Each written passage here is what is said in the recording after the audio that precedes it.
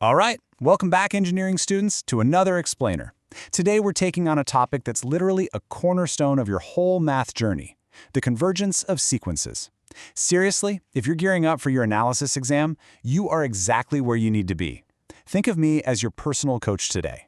We're going to build up your mathematical toolkit from scratch, and by the time we're done, we'll be taking down a classic, high-stakes exam boss fight problem together. You've totally got this. So let's jump right into the big question. Imagine a sequence of numbers just stretching out forever. As n approaches infinity, what does that sequence actually do? I mean, does it eventually settle down nicely to a fixed, predictable value? Does it just grow forever, spiraling into the abyss of infinity? Or does it kind of just bounce around endlessly, never really making up its mind? And here's the real kicker for exam day. How do you figure this out mathematically, without just reaching for a calculator? Well, all those infinite possibilities really just boil down to three main fates for any sequence you're going to run into. First up, we've got convergence. This is the nice one. It's where the sequence eventually settles down and gets infinitely close to a specific finite number. Then there's divergence. That's when the values just keep growing and growing, endlessly charging toward positive or negative infinity. And finally, we've got alternating divergence. This is where the sequence just constantly bounces back and forth, like jumping between positive and negative values, endlessly refusing to commit to one destination. To figure out which of these fates awaits your sequence, we got to define some tools. Now, the absolute most crucial concept here is something called a null folga, or a null sequence. This is a sequence where the terms get infinitely close to exactly zero as n grows larger and larger. Think about the sequence 1 over n. As n becomes this massive, giant number, that overall fraction, it essentially just vanishes to nothing. Honestly, being able to quickly spot a null folga is going to be your absolute best friend when you're evaluating complex limits on an exam. Next tool in the belt is monotony, or monotonicity. A sequence has this property if it behaves super predictably by just moving in one direction. It has to commit. So either it's always growing larger, which we call monotonically increasing, or it's always shrinking, meaning it's monotonically decreasing.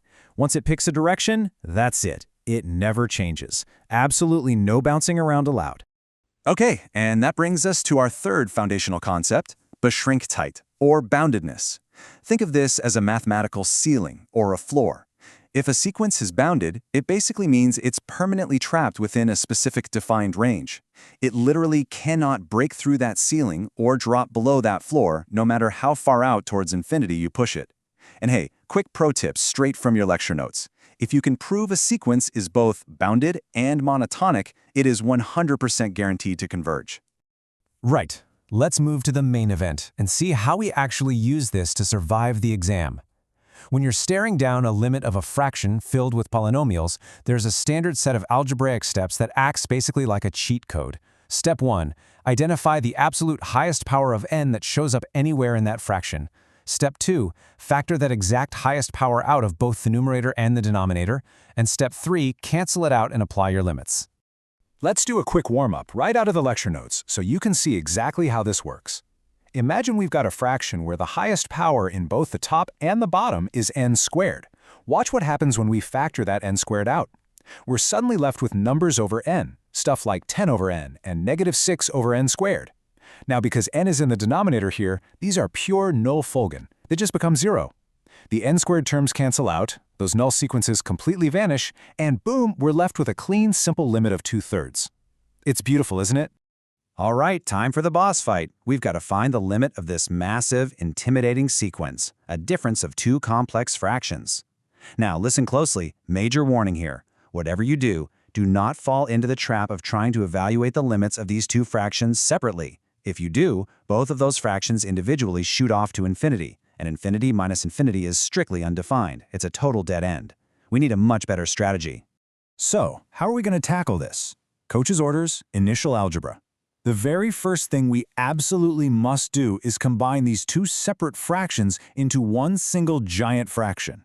And you know the drill. We do that by finding a common denominator. Just multiplying the two denominators together, which gives us n plus 3 times n squared plus 1.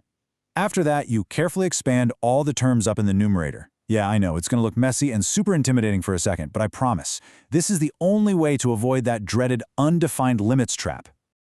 Okay, so once you patiently expand every little piece and combine all your like terms, the dust finally settles, and we are left with a single, solid polynomial fraction. I get it. Doing all that tedious algebra on a high-pressure exam is a total pain, but just look at the payoff. We've taken a dangerous trap and transformed it into something we can actually solve. Now, take a really close look at that simplified expression we just hammered out. Notice how both the numerator and the denominator share n to the power of 3 as their absolute highest power. That right there, that n cubed, is the weak spot in the boss's armor. That's our key to unlocking this entire problem. So, we execute the plan. We mechanically factor out n to the power of 3 from every single term. Up in the numerator, pulling that out leaves us with -3 minus some much smaller fractions.